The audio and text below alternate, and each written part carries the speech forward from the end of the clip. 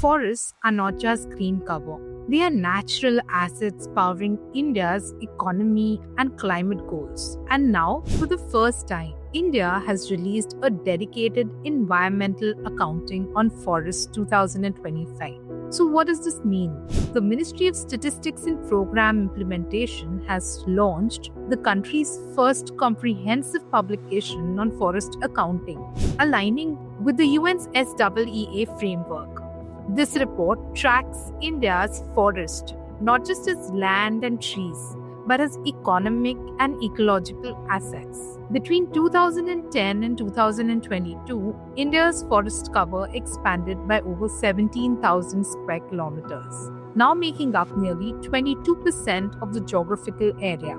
States like Kerala, Karnataka, and Tamil Nadu led the rise, while Uttarakhand, Odisha, Jharkhand saw major gains in the recorded forest areas. When it comes to the forest condition, India's growing stock of usable wood increased by 7.3%, with MP, Chhattisgarh, and Telangana contributing the most.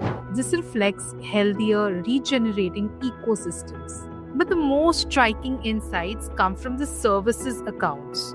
The economic value of timber and non-timber forest produce grew to nearly rupees 38,000 crores, while regulating services like carbon retention surged by an astounding 52%, touching over rupees 6.2 lakh crores, about 2.6% of India's GDP.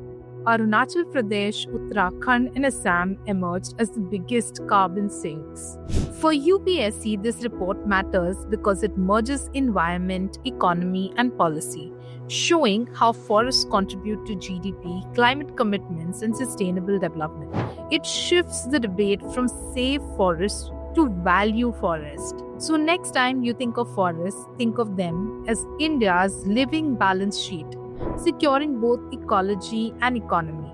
Do like, share, and subscribe to Edukemi YouTube channel for more UPSC-focused current affairs.